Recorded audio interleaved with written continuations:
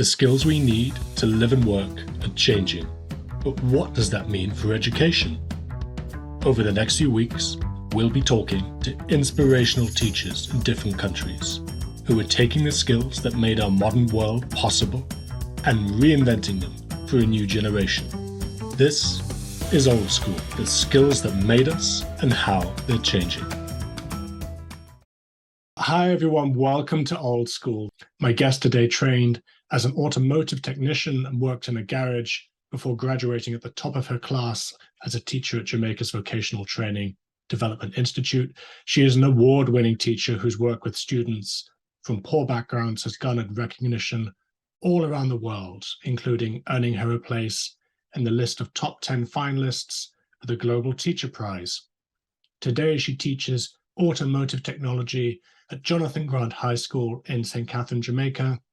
I'm delighted to introduce Tracy-Ann Hall. Tracy-Ann, how are you? And thank you for having me. It's a real pleasure to have you on the podcast. Thanks so much for your time today. One of the inspirations behind this podcast was actually visiting your school in Jamaica. I have with me the badge. You have that. Yeah, I kept it. Awesome. I had such a wonderful time, and I have a very vivid memory of walking, I think, into your classroom, and you had this, I want to say internal combustion engine, this car engine, and you had on the wall like names of all the different parts, and I looked at it and realized I probably couldn't name a single part. So I left feeling very underpowered, but also very appreciative of the work that you do. And I wanted then, I was interested in talking to people and to teachers particularly who are in charge of teaching this stuff to the next generation, because I realized if it's just people like me, the entire world is going to shut down tomorrow because nobody would know how to do anything. I think you trained as an automotive technician before you became a teacher. What took you into teaching? Okay. Well, I started out at the garage, as we mentioned before. It was after I took someone, which I call an apprentice, to work alongside me. And while teaching him, I enjoyed the idea of passing on knowledge to other persons. And I decided to enroll in VTDI. And that's when my career as a teacher started. Are you still in touch with that apprentice, or what? Yes, we still talk. I mean, he's such a delight. You've spoken a lot about the need for learning to be, I hope I'm not passing your words, but for learning to be hands-on, for kids to actually get their hands on stuff. We see that literally in your classroom with your students learning how to fix things. What's so special about learning to do stuff with your hands versus most people's traditional view of education, which is learning stuff from books? Okay, the main thing that drove me to believing in hands-on training is that a lot of students might not have the capability to advance academically, through books and all of that. And if they have the opportunity to merge both, have a little of the knowledge from the book, along with doing something with their hands physically, because a lot of students are kinetic, are the type of learners that learn by doing, and that is what drove me to actually decide that that's the area I want to stick to, which is automotive repairs. And another factor also is that most students who enter the vocational training side of things are the ones who aren't usually classified. In Jamaica, they would call them dunce, or they're not very bright. Okay. So, but it is very necessary and important for them to get along in society if they have some hands-on training.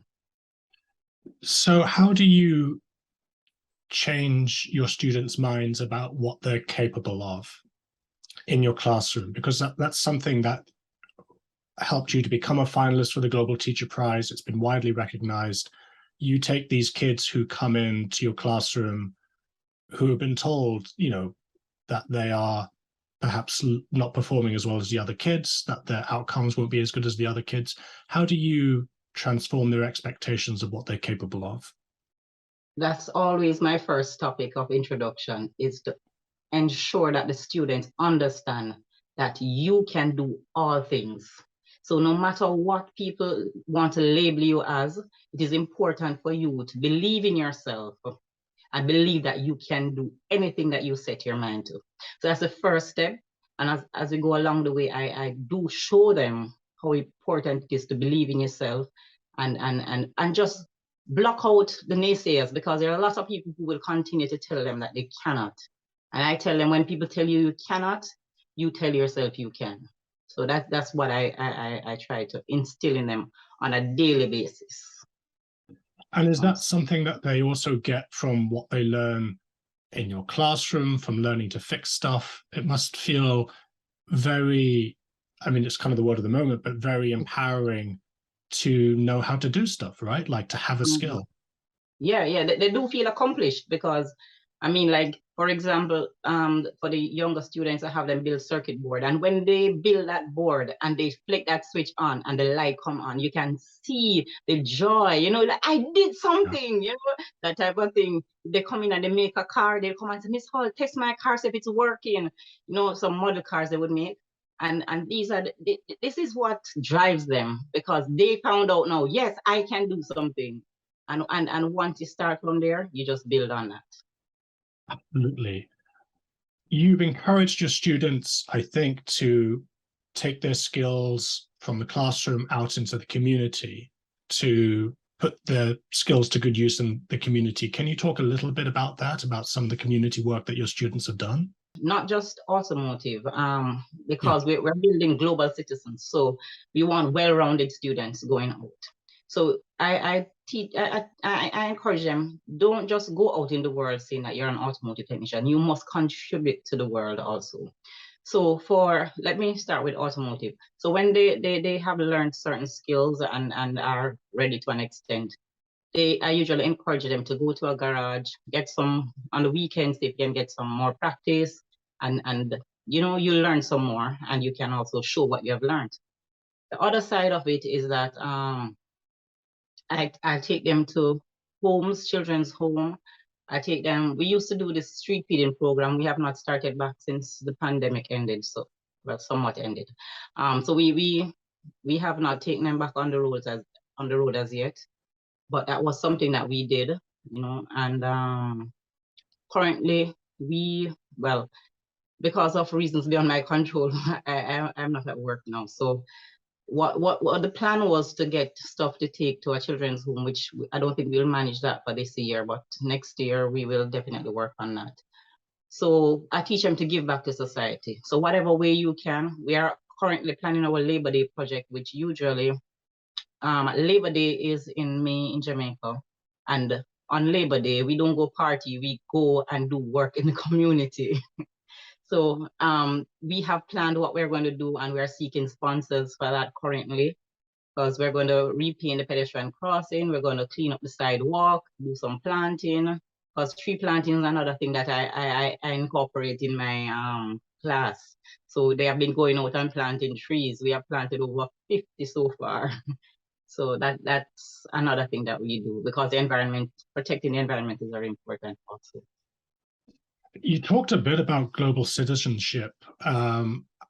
Is that commonly taught in classrooms in Jamaica? I know in the UK it's only really starting to become part of the curriculum here now. Like, why is it important? Well, currently it's not taught wholesale, but because I was introduced to that through Barkey Foundation, you know, I brought that into my classrooms more. You know, it's important, because students have to understand that we are in a global society. You're not just confined to Jamaica, but also to, you know, different segments of the world. If they, most of the time, well, currently in Jamaica, there's usually recruiting of students, or not students, but students who have passed through training to go to, for example, Canada.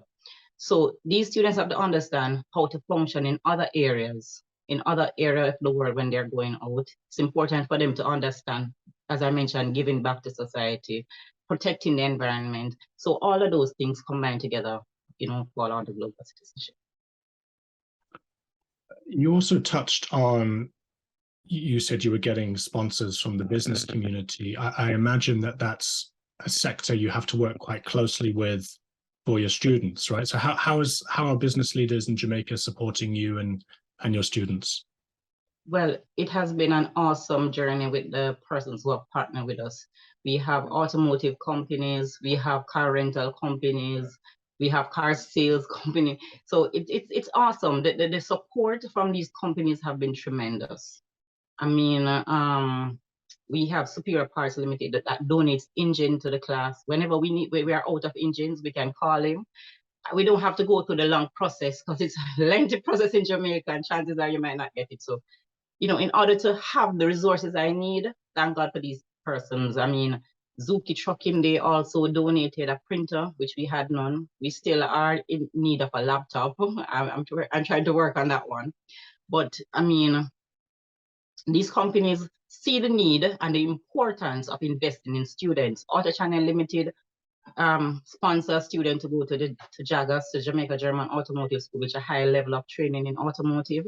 So these companies really see the importance of investing in the children, because these are the same persons who are coming back to build their business. So it's interesting because there's so much talk in the, I'll call it the kind of global education sector, the policy space where I work, about the need for employers and policymakers and educators to work more closely together to build skills, which is a very fancy way of saying there's a bit of a mismatch between what employers want, what teachers are teaching, and what students want to learn. And nobody's figured out really how to square the circle. So it's really amazing to talk to you because you've just gone out and done it, right? Like it wasn't some big policy. I understand some big policy directive from the government. You were like, my students need support. I know a few businesses. I'm the entrepreneur. I'll go out and do it. Is that right? Is that sort of the power of the teacher just getting stuff done? That's exactly how. If you want things to be done, you have to. Most of the time, I can tell you in Jamaica, you got to go out and get it done yourself. So that's the way I do it. It's not easy, but it can be done. I mean, no, it's really encouraging to hear, and it's really a wake-up call to all of us listening as well about the power of just reaching out and setting up some meetings. I wanted to talk a little bit about how technology has changed since you qualified as a mechanic, in your time as a teacher, and how you might think it's going to change over the next few years, and specifically automotive technology. Have you seen, as the different engines have come into your classroom, have you seen changes? Are you having to kind of upskill in the way that you change, in the way that you train your students, or are things sort of staying the same? Wow, to be honest, there's somewhat, we haven't, the changes are there, which I know of. For example, you have the hybrid cars, the electric cars. All of those technology has not reached my classroom. I can guarantee that much. Things as simple as a diagnostic tester. We're trying to get one from the government. We haven't gotten one as yet. But what I do as best as I can is to take the children out into the industry where they can see these equipment. They can maybe get a chance to use it. So that's the best I can do now. It hasn't reached my classroom, to be honest. And that's interesting. Do you think in a couple of generations the situation might change? Excuse me. So sorry, let me say that again. Do you think in a generation or two the situation might change, that you might see more hybrid and electric vehicles, that students will need to know how to repair them? Or do you sort of see it being a bit of a steady state where you are? No, it's going to change. It's going to change. I mean, currently we have, I know of automotive technicians who are now specializing in repairing hybrid. So I am in the process of inviting two of those technicians into my classroom to introduce it to the students. But as I said, it's totally not in the classroom as yet, but I'm doing my bit to see how best I can get it to the students. So we do have persons working, learning how to do these repairs, but as it relates to the curriculum, there has been no change as it relates to these technology, and I do see it's going to change. I mean, it starts with us who are now currently on the ground, so I'll have to, as best as I can, meet with policymakers to see, try and get an appointment with some policymakers to see how best this can change, because it definitely needs to change.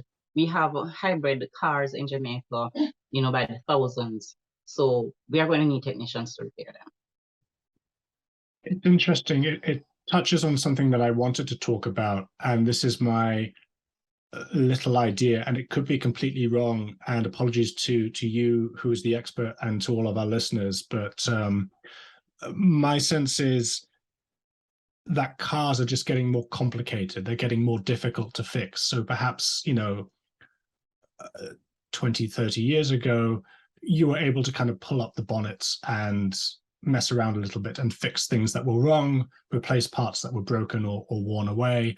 And my feeling is that with the new sort of electric cars which are coming out, and even the hybrids, it's just more difficult to do that. That this is taking a kind of level of expertise which just ordinary people don't have. My dad and mum kind of knew how to fix very basic things that are wrong with their car. It's still in the driving test in the UK where I am, but I have a feeling that in, say, 10 years, if electric cars become the norm, that you just won't be able to do that. Is that something that you think is right, that it's becoming more of a sort of specialist topic, or am I completely wrong? No, I don't see it that way. To be honest, I see it the same way we learned how to do the repairs to the older cars. The same process is going to take for us to learn the repairs on the newer cars.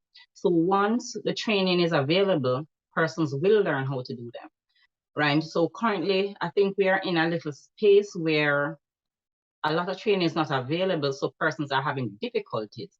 But once the training is more widely available for technicians, then it won't be that complicated. I remember when we had electronic ignition system just coming out, electronic fuel injection system, persons thought that it would have been difficult, but it was not, because once they had the diagnostic testing tool, it was easy for them to find out exactly, this part is not correct based on the reading that they get. So I don't think it's harder. It's just a point. Is that we are just at the point where we have to provide training for technicians. And you've been speaking to, as you say, to business leaders and to sort of companies. Are they telling you the kind of skills that they want from their employees, like the kind of things that they need for your students to be able to know? Or is that something that you still have to kind of look at the curriculum, if there is one, for, or to look back on your kind of own training for? All right. The companies that I partner with, they will call me and say, all right, Tracy, I'll take some students for job training. Are they at this skill set? Are they able to do whatever task, basic task? So yes, I get feedback from those persons, but in the wider view of things, I don't think we are getting that feedback, because what happened in Jamaica, a lot of the major companies, motor vehicle companies, they do in-house training with their technicians. So after they get the technicians from the training institutions, they build on them. So they don't need to say, all right, I need them with this skill set. Yes, they need the basics, but it is not like a thing across the board where they will tell you, we need a person with this skill set. But most of the time, as I said, it is the introductory skill sets that they need. You need to know how to do the basics. You Definitely. need to know how to pop a hood and where the engine is. That's literally the extent of my car knowledge. I don't know anything more than that. Okay.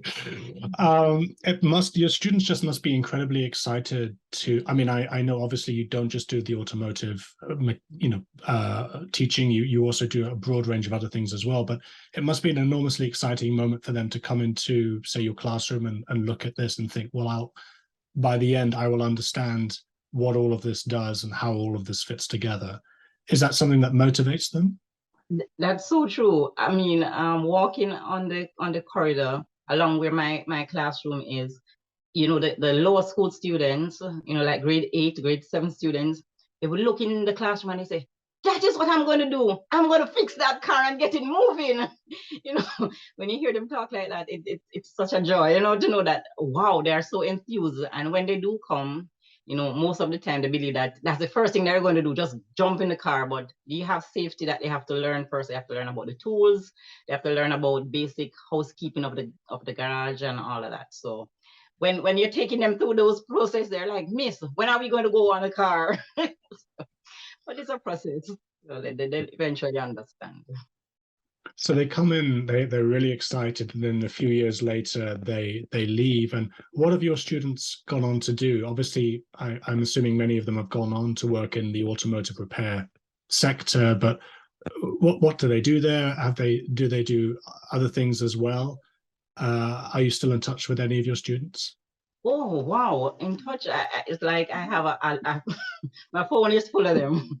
I keep in contact with over 40 students, who have left.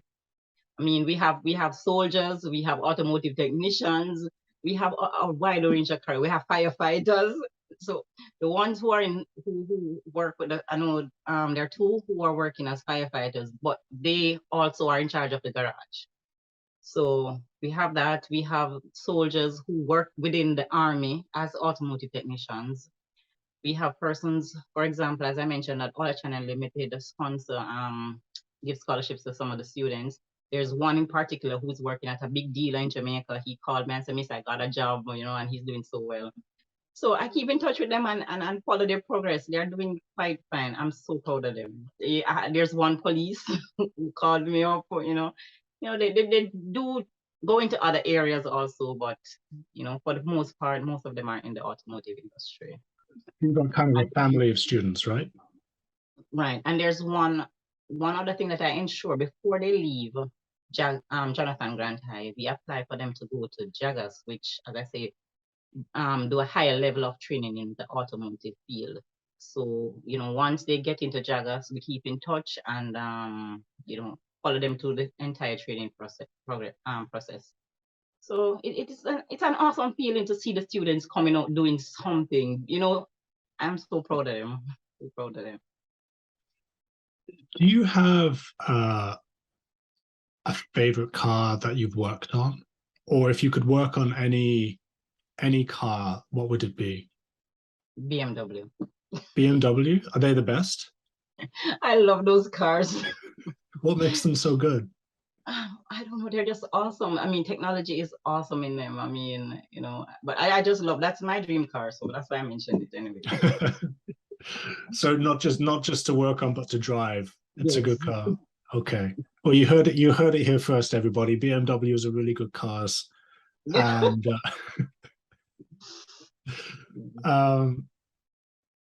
Tracy-Ann, thank you so much for your time today. I've really enjoyed talking to you, and it's been wonderful to hear about your work and your passion for education. I had the opportunity to visit Jamaica and to visit your school earlier this year, and one thing that really stood out to me, I mean, there was so much, but just the incredible positivity from you and from all of the teachers and from the school leader was just remarkable. The moment even before you set foot through the door, actually, before you get to the school, you can see all over the school plastered these awards and achievements. And then you walk through the door and there's this just incredible murals, and then seeing the teachers talk to the students and that ethos of instilling positivity and aspiration this is an overused word, but I really, really mean it. It was incredibly inspirational to me, and I left very much on a high, and looking forward perhaps one day to going back. So please let me thank you and all of the school teachers there. Before we go, I must say a big thanks to our principal, Dr. O'Neill Ankle. He is Yes, a driving force behind. I love the opportunity to talk to him and to walk around the school with him. And let me thank you again and him, and look forward to speaking to you another time. Okay, thank you for having me.